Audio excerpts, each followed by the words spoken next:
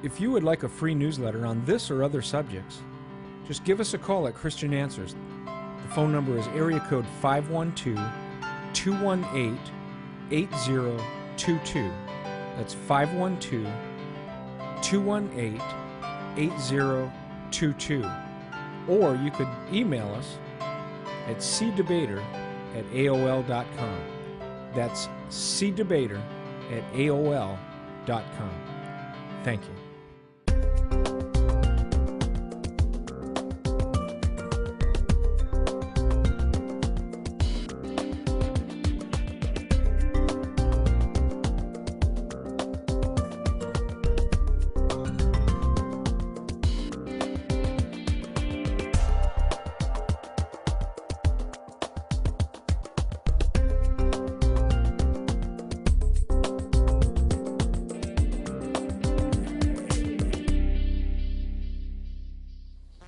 Greetings and welcome once again to our program. I'm Larry Wessels, your host, and I want to thank you for joining me today. Well, today I'm doing kind of an unusual thing. I'm here by myself doing a solo act. For a long time, if you're a regular viewer, you've always seen me interviewing different Christian experts on different subjects and so forth, but today I'm just kind of doing a solo flight on a subject that I think a lot of people may be interested in. The topic today is Jehovah's Witnesses. And if you'll stay with me, I think you'll find it to be very enlightening as we'll study together who are these people that come knocking at our door, usually at an inconvenient time. And from my own personal experience, I find that they usually seem to come on a Saturday morning or a Saturday afternoon when the weather's good. I haven't found them come by when the weather's bad, but I find them coming by when the weather's good.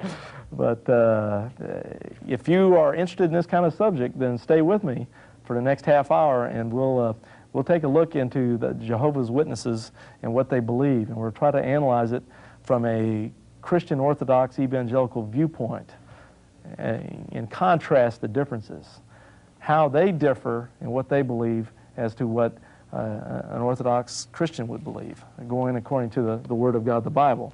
Okay, with that established, I'd like to lead off our conversation here with a passage of Scripture out of 1 Timothy chapter 4.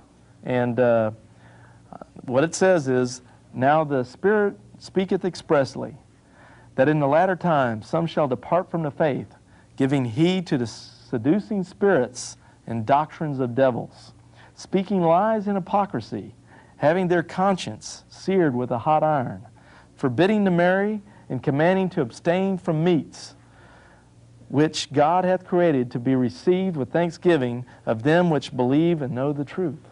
Okay, what we have here is a scripture that says that in the last times the Spirit speaketh expressly, that some will give heed to seducing spirits and, of course, doctrines of devils. So, what I'm going to discuss today, and I haven't established it yet with facts and evidence, but I think I will as we proceed through this series of programs. This is show number 1 in this particular series. I'm going to talk about the Jehovah's Witnesses, and I believe that the Jehovah's Witnesses fulfill the scripture that I have just quoted out of 1 Timothy chapter 4. They teach doctrines of devils. They have taught these kind of doctrines about forbidding to marry and these other things, the abstaining and so forth. And we're going to take a look at who these people are and do they fit the category of this verse that I've just begun the series with. So far I haven't established it, but I hope to do so as we learn together in this series. Now, as you can see, I have a chartboard up here, and I have 2 books up here, and I guess I would like to start with this one here first that my pointer's coming in on, so we can bring the camera in a little closer. We'll take a look at the very founder of the Jehovah's Witnesses. This man is, as you can see here, Charles T. Russell, or Charles Taz Russell. And this is the man that began the Watchtower Bible and Tract Society, started the Jehovah's Witnesses, as they're now known. They weren't known as the Jehovah's Witnesses until 1931 at a Watchtower convention, but back when they started this, they were just known as like International Bible Students and so forth, and Zion's Watchtower, we'll get into all those details here shortly. But this man is the one that's responsible for starting the Jehovah's Witnesses. He began it back in around 1879.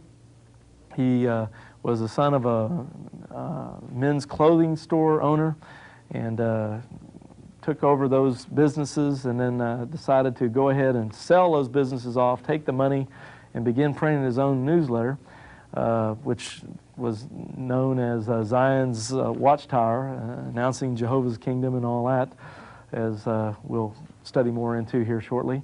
But 1879, he was in Allegheny, Pennsylvania, and around the Pittsburgh area in Pennsylvania.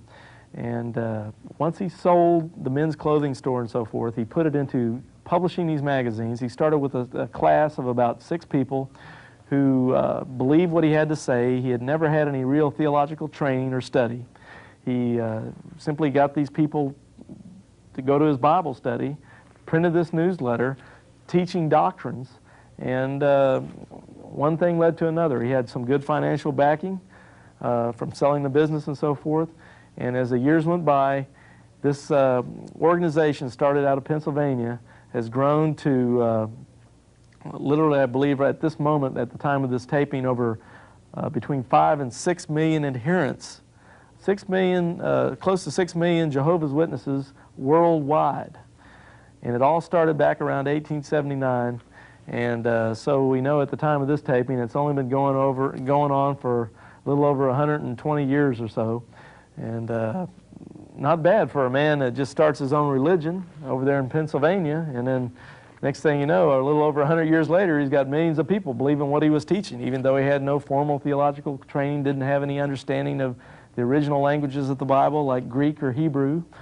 In fact, he was even called on that in one of his, I believe it was one of his divorce trials that he had when he was divorcing his wife. In fact, I happen to have the transcript of that entire fiasco around here. In fact, I believe on the board that we just looked at, this booklet, as a matter of fact, is a transcript of some of the court proceedings where it was established that he actually, when he was divorcing his wife, Maria, he was accused of being a child molester. And it's all in this booklet, and once again, there's going to be a lot of material. I don't have that much time in each one of these shows to get into every last detail. I'll just skim over the top, but you're more than welcome to write our ministry or call the number on your screen, and we'll be glad to provide this documentation, this information that will substantiate these things that I'm saying throughout this program. But this is the actual court case transcript as he was divorcing his wife, Maria F. Russell. And of course, these divorce proceedings were taking place around 1903, 1906, and so forth, well before, well into the fact that he was running the Watchtower organization at that time. But this is the man that began it all, and we have complete information on him if you like more details.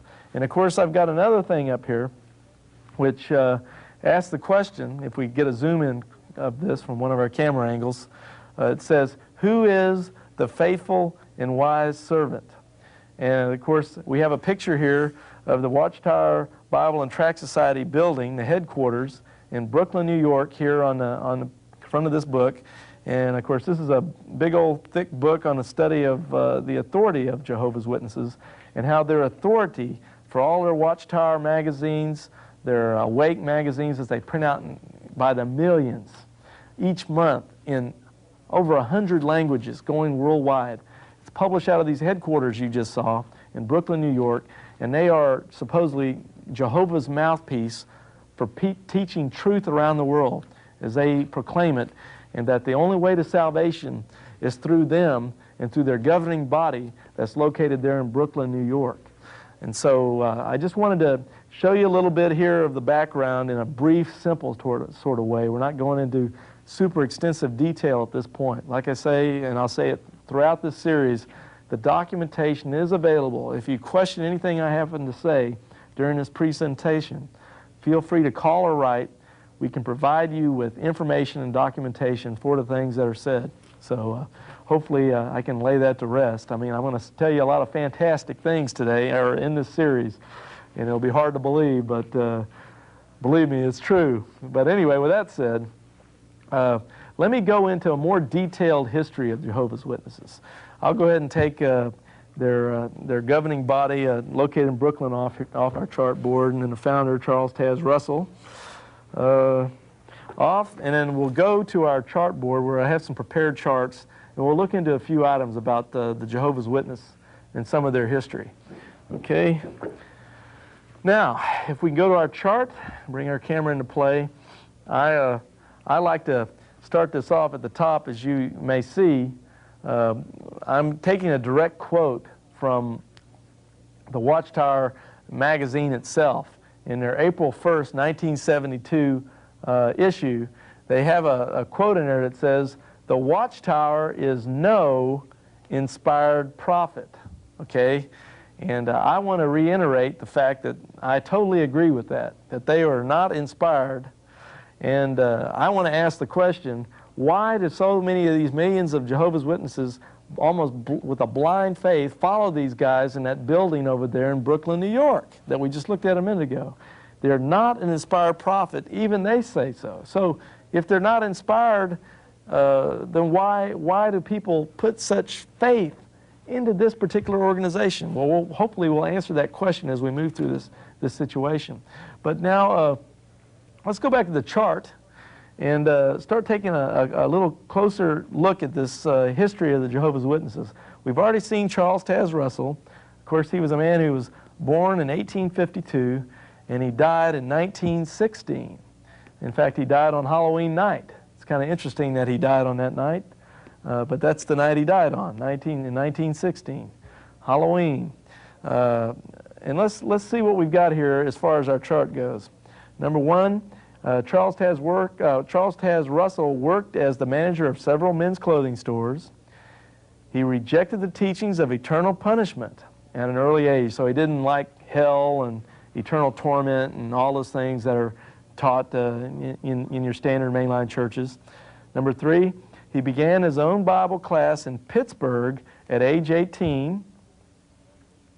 Okay, in 1876, his class elected him pastor of the group. So he starts his own Bible class. I mentioned he had 6 students. And somewhere in there, they just decide to call him pastor. Okay, he has no formal training. He's a teenager.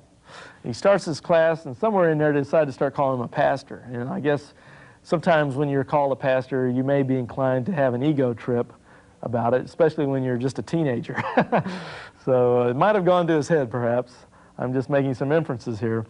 Okay, not statements of actual fact, just speculations of that, on that point. But anyway, point 5 here, we have in 1879, I mentioned that a minute ago, the key date, 1879, he founded the Herald of the Morning magazine, which developed eventually into the Watchtower, announcing Jehovah's kingdom. And of course, it initially came out with 6,000 copies to what is now in excess of 17.8 million copies per month in 106 languages, while the other Watchtower periodical, Awake, has a circulation of over 15.6 million per month in 34 languages. So pretty impressive, pretty impressive. He starts with 6,000 copies in 1879, and now, current day statistics, it's in the millions each month all over the world.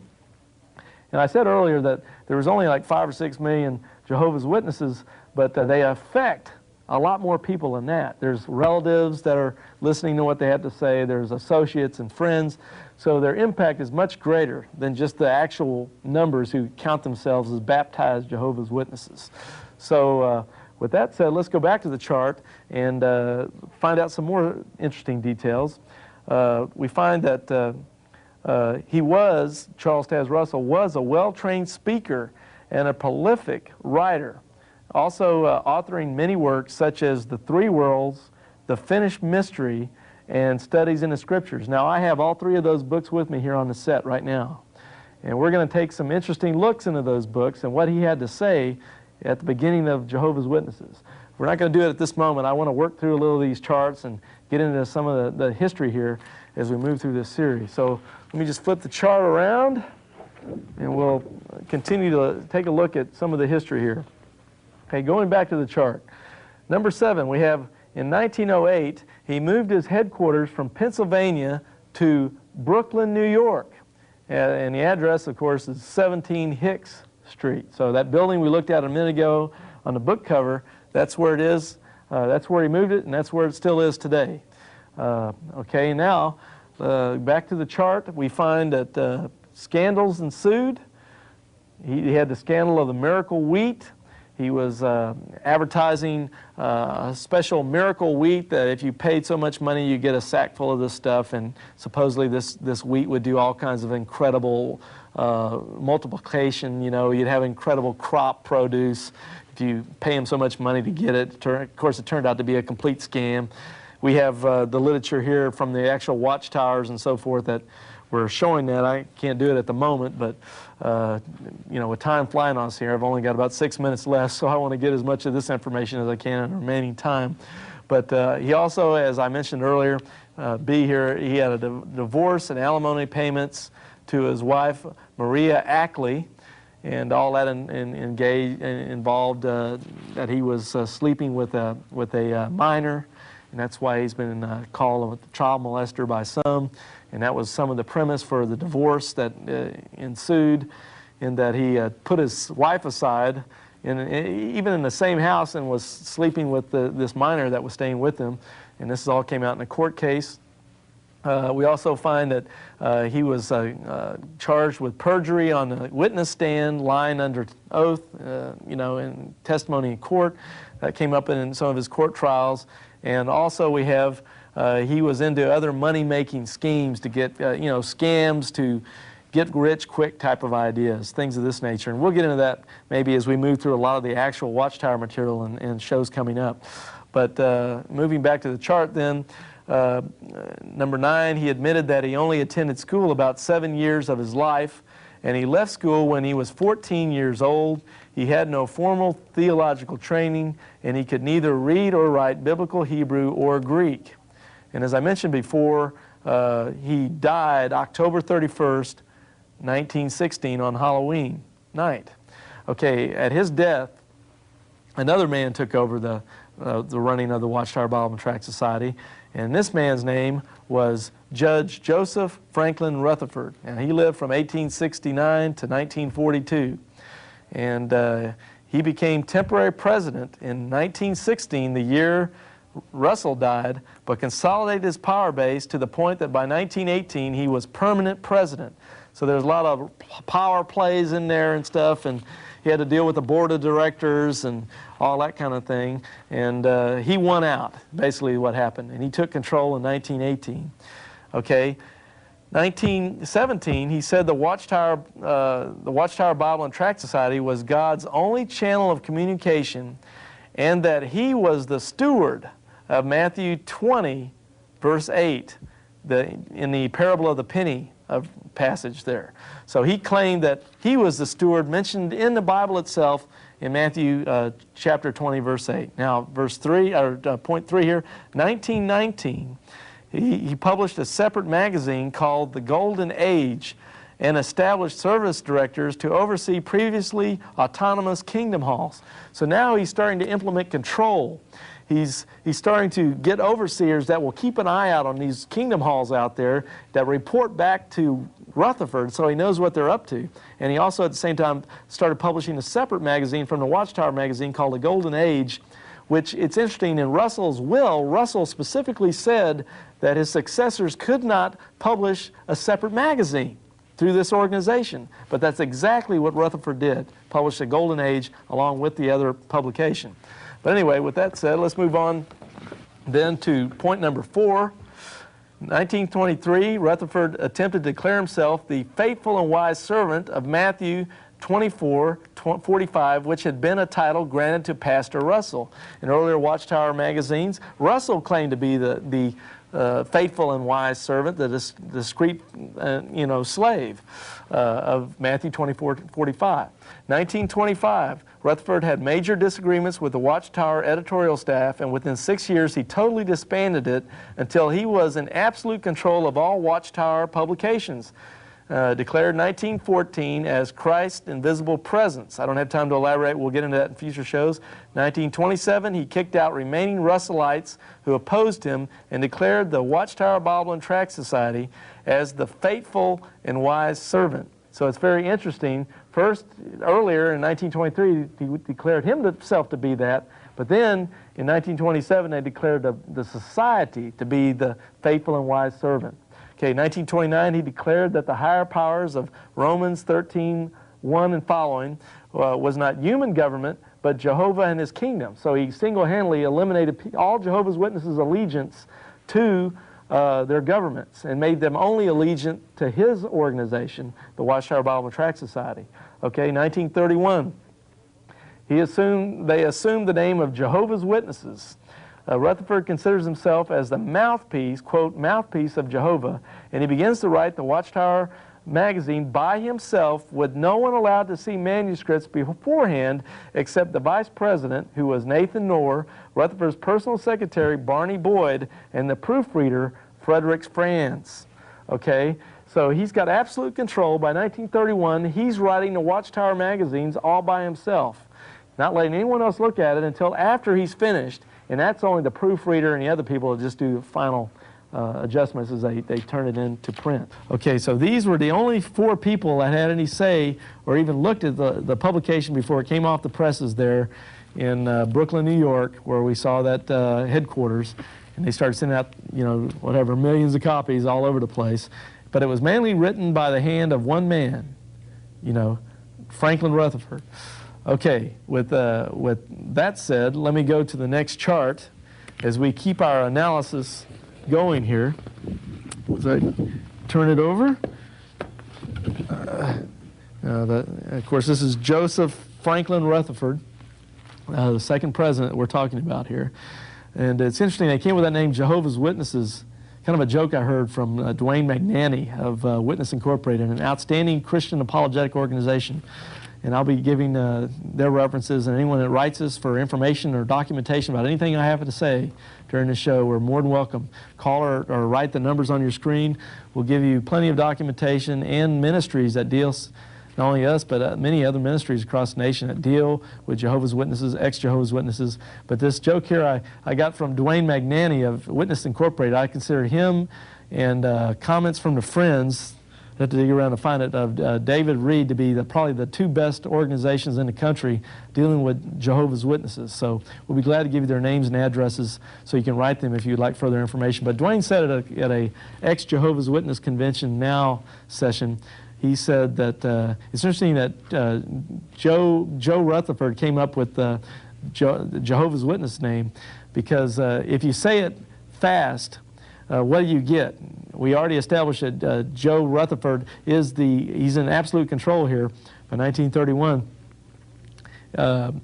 If you say Jehovah's Witnesses, Jehovah's Witnesses, Jehovah's Witnesses real fast, Jehovah's Witnesses, Jehovah's Witnesses, Joe's Witnesses, Joe's Witnesses, Joe Rutherford. That's my joke. You may not laugh, but it's kind of bad, I know, but I always kind of thought it was kind of cute. But really, so when you think about Jehovah's Witnesses, they are really nothing more than people who are following the teachings of this man I'm talking about right now, Joseph Franklin Rutherford, the second president of the Watchtower Bible and Tract Society. He came up with a lot of their key doctrines that they believe today. And so really, these people think they're Jehovah's Witnesses, but really, as they interpret Scripture, and we will establish all this, and the documentation's abundant, we'll, like I said, we'll provide anyone that wants to call it right, is there that they are not really following Jehovah, they are following this man, Joe Rutherford. And that's why they can legitimately be called Joe's Witnesses instead of Jehovah's Witnesses. But we'll get into all this. I know there's a lot of skeptics out there. May not believe a word I'm saying, I know. But it just takes time to get into all these details. Okay, now let's continue on here with a little history. Try to get through this and then move into some actual documentation. Now up at the top of the chart, point 9. we have major and current Jehovah's Witness beliefs were first explained by Rutherford, such as now this is what I was just talking about a moment ago, vindication of Jehovah's name. Now what that means is they say that you've got to have the right name for God. You know, it just doesn't cut it to have like Lord or God. You know, you got to have Jehovah. Okay, so in their particular, we'll get into their Bible. They've got a Bible that's different from everybody else's, called a New World Translation. But they go through and change wherever any other translation would say Lord or God or something. They would take that out and insert the word Jehovah, because they believe Jehovah's name needs to be vindicated. It needs to be shown that that is the true name that God should be called by, Jehovah. Well, we'll have lots to say on that other, but just in case you didn't understand what I was talking about here, it's because they go by that word Jehovah, okay? Vindication of Jehovah's name. They don't like other names. Okay, so B, the good news of the kingdom, 1914 through 1918. Now this gets into their good news that Jesus came invisibly in 1914 and established this invisible second presence and Jehovah's kingdom, and you find it in a inside cover of almost any Awake magazine you happen to pick up. I'll get into those details later. But that's a key doctrine to Jehovah's Witnesses even today, that somehow the end of the world is going to take place based on this 1914 date of the second invisible presence of Christ. And we'll get into more details later. I'm just trying to give you a brief background so I can explain this chart, so I won't leave you in the dark completely. Okay, C, Armageddon explained, and all the details of the end of the world and how it's going to happen. Armageddon explained. D, the concept of theocracy and kingdom organization.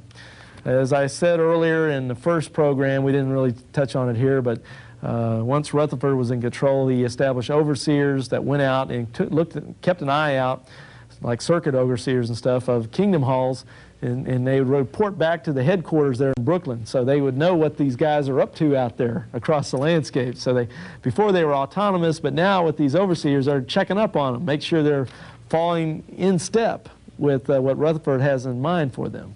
And so that's what that's talking about. Concept of theocracy and kingdom organization. You have to have the proper organization, overseers, and everybody, you know, marching in step to whatever the headquarters says. E, they get into sales for salvation. They get into all kinds of marketing techniques to go around selling literature, information to get people saved, and also trying to get them on some kind of system to really push them, because the end of the world's coming and they better get out there and publish this good news of the kingdom before the world ends at Armageddon and all that kind of stuff. So that's sort of what that gets into. F, the gospel of Christ was not preached with true understanding until Christ came into his spiritual temple in 1918. Okay, now this is a doctrine that Rutherford really pushed, saying that you know, no one really had any real understanding of what was going on until 1918, when Christ had this invisible second presence in 1914, and in 1918 true understanding was finally allowed to come through the Watchtower Bible and Tract Society, with Rutherford running it, because it was in 1918 that Rutherford finally gained power over the board of directors at the Watchtower Bible and Tract Society. So once he got power to have a big say on what was going on with the Watchtower organization in 1918, suddenly there was true understanding. Well, anyway, hopefully you'll understand that, but that's how Rutherford looked at it as he tied it in with his 1914 presence. Okay, going back to this then, and of course that leads logically to divine direction of the Watchtower Bible and Tract Society. So once the true understanding was established, then we know that only true divine direction can come from God, Jehovah's only true organization, the Watchtower Bible and Tract Society. It only comes through them. Everyone else is apostates, left out in the dark. They'll be destroyed at Armageddon, or of Satan's empire, and they've had it. Protestants, Catholics, they're all goners. It's only these guys with the true understanding under the divine direction of Jehovah. Okay, so that's what all that's talking about. We'll get into more details. We look through a lot of Jehovah's Witness literature in this series. Okay. Hope my voice holds out here. It's been a long day. But anyway, before we even started filming this stuff. But point 10 now. The judge, as he was, I've already said that he never was really a judge. He was just a lawyer, and He was christened the judge, just like the founder of Jehovah's Witnesses was christened the pastor, even though he was never really a pastor.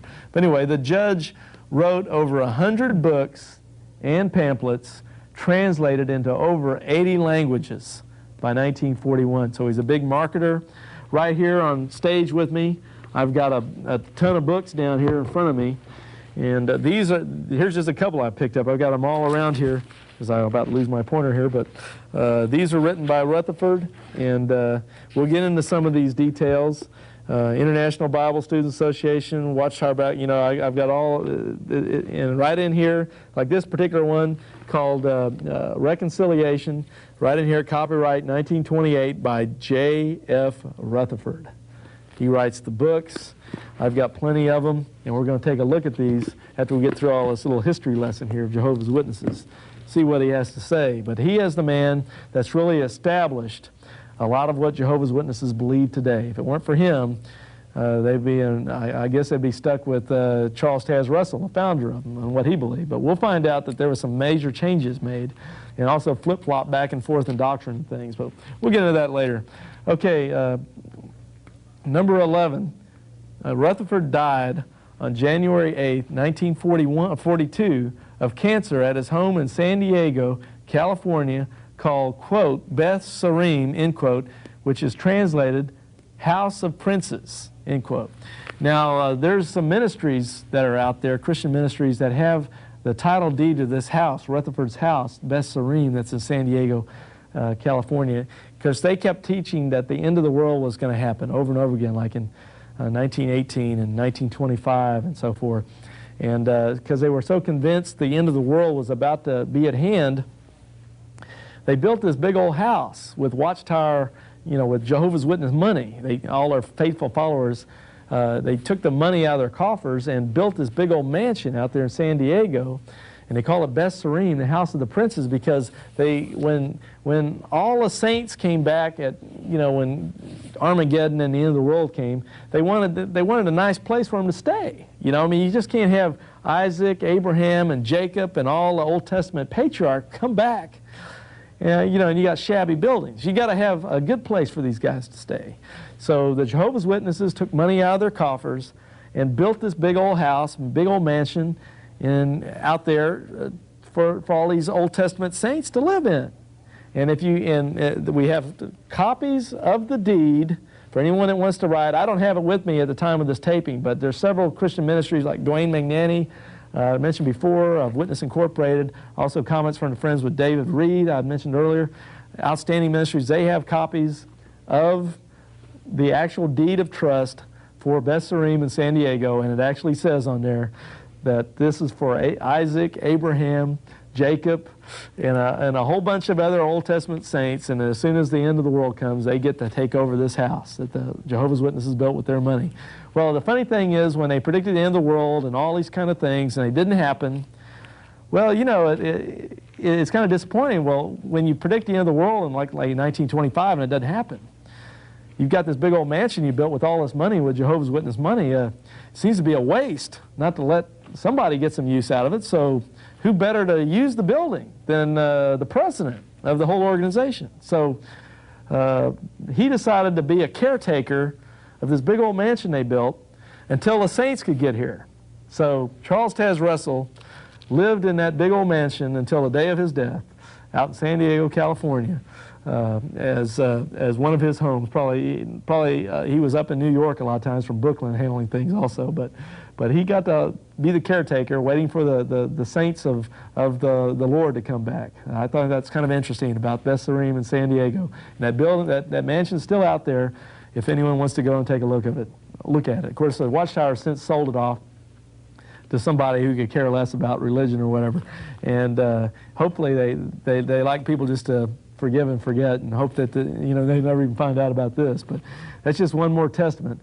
But he died in 1942, and another man took over the organization, Nathan Knorr. Now, I mentioned him earlier when he was the vice president under Rutherford, and he was one of those 4 people that could look at the Watchtower organization. He lived from look at the publications before they actually went to press under Rutherford, 1905 to 1977.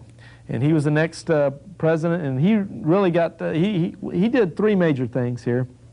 He wasn't flamboyant like the founder, Charles Taze Russell, or the next guy, Rutherford. He wasn't as flamboyant and such an eloquent speaker and very charismatic, but he was a good businessman. He knew how to get things organized and get things rolling on a machine-like basis. And so what we're going to find out here is, number one, he created the Gilead Missionary Training School in South Lansing, New York. So they train a lot of missionaries to really go out into the world and do a lot of die-hard, never say die, missionary work for the Watchtower Bible Tract Society. Send those guys out, really hardcore guys that really do go all out for them.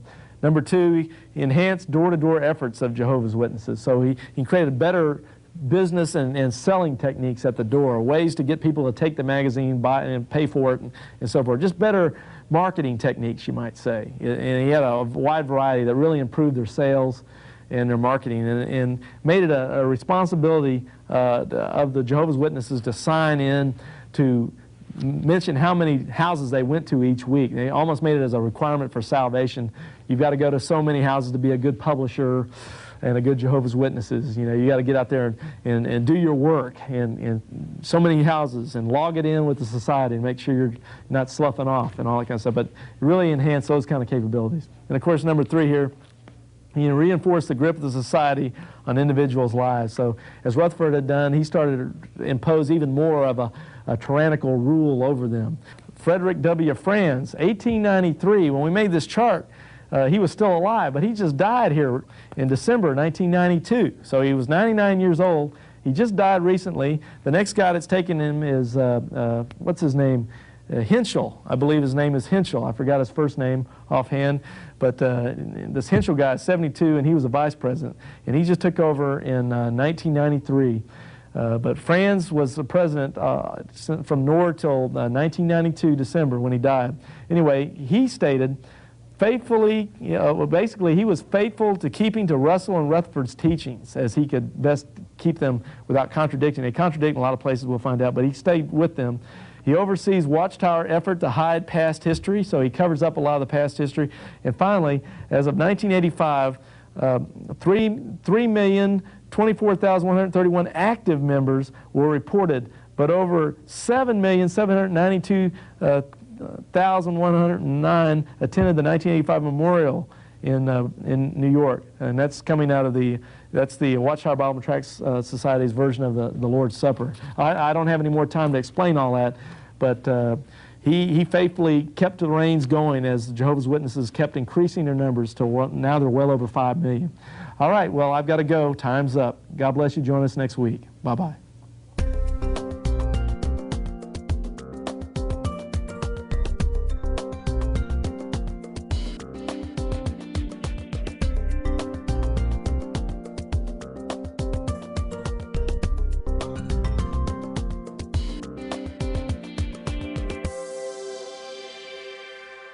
Check out our websites. BibleQuery.org. This site answers 7,700 Bible questions. HistoryCart.com. This site reveals early church history and doctrine, proving Roman Catholicism is not historically or doctrinally viable. MuslimHope.com. This site is a classic refutation of Islam, a counterfeit religion created by Muhammad. Free newsletters are also available.